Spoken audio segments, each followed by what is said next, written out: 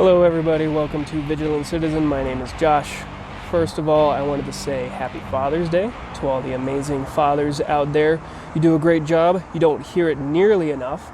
So I just wanted to take a moment to say thank you all for all of the hard work and all the amazing things you teach your sons and your daughters. I haven't done this in a while, but today's whiskey is a 5-year bourbon from Peach Street Distillers. And the reason I bring it up during the Father's Day message is because my dad gave this to me as a gift today. He and his wife went on a little trip, and they stopped out in Grand Junction and picked this up for me. So I figured I'd give them a shout out and say thank you. Thank you, Dad. Let's see. So just a toast real quick to all the great fathers out there. You make America great. And that is smooth. Very nice. So today, maybe not as smooth as I first expected, but that is pretty good. So today I just wanted to talk a little bit about, I've spoken about losing gracefully. So I wanted to talk about the flip side of that. And how do you win gracefully, right? So last week and a half ago, I earned my 3rd stripe on my white belt in jiu-jitsu. Hooray for the white belt, right? But hey, I'm making progress. And I was feeling a little left behind because there were some people who started at about the same time that I did, and they got theirs before me. And I'm not better than them. Our skills are pretty comparable. When we roll, sometimes I win, sometimes they win. But the point is that we're learning from each other. And I think that's the best way to win gracefully, right? So, especially when you're doing something like physical competition and you're up against the same people over and over, you might start to develop rivalries, right? But it's important not to let that become the be-all, end-all of why you're there. You're there to learn. And this applies for anything other than just jiu-jitsu, from many things, for most things.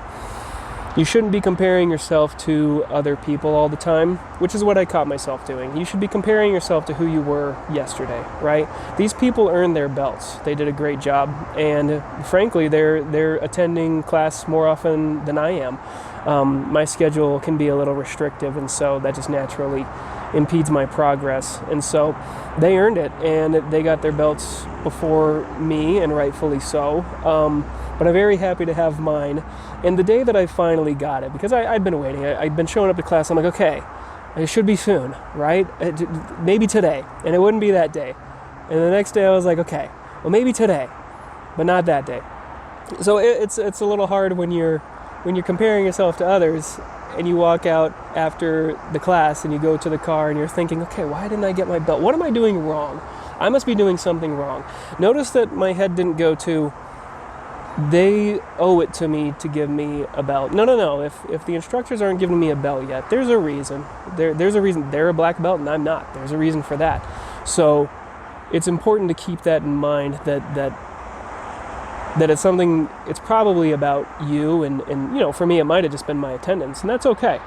But the day I finally got it, what was really nice is that there were other people in the class with me who, they'd been expecting it.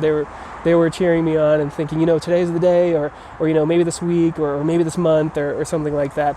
And they were fantastic when I got it. There was a lot of whoops and hollers when I got called up to accept my belt. And but here's what I really want to impress on you is that in that moment I was actually humbled. Like, it was really good to have it, to finally get it. But it was just kind of humbling because I know that I didn't make it on my own. Obviously, we have some great instructors at the gym that I go to, at the training center that I go to.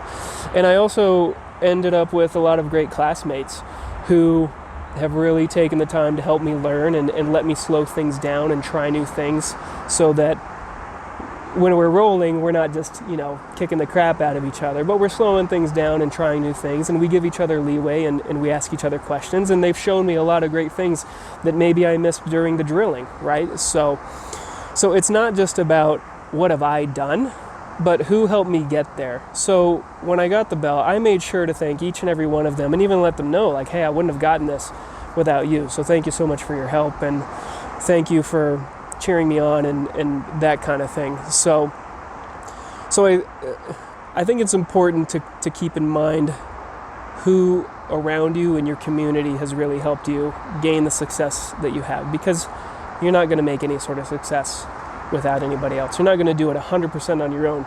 Success is defined by how you rank and relate in comparison to others anyway. So there's no way to be successful without other people. So keep that in mind when you're winning.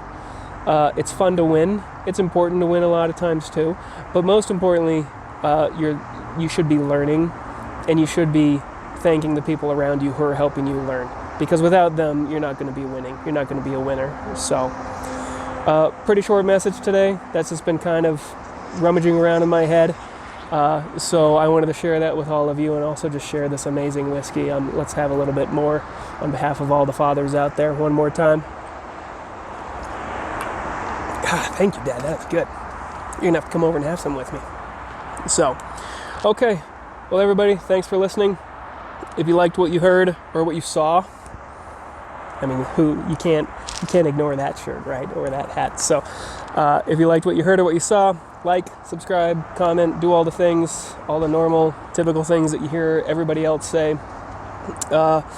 And if you have anything that you want to share, send a comment, send an email. The email's down below, and I look forward to hearing from you. And if I get some emails, I'd love to read them on here and respond as well. So, hey, look, my audience is small enough now that I can have real conversations with some of you, even if you're halfway across the world. So that'd be a lot of fun. So feel free to send an email or shoot a comment out there. So, all right. And for those of you who are my friends who are commenting, don't think I'm ignoring you. I read your comments, but I've held off on responding to any of that necessarily because I might just have you come on the show with me. So I'm coming for you. All right, thanks everybody. Have a good one, and happy Father's Day.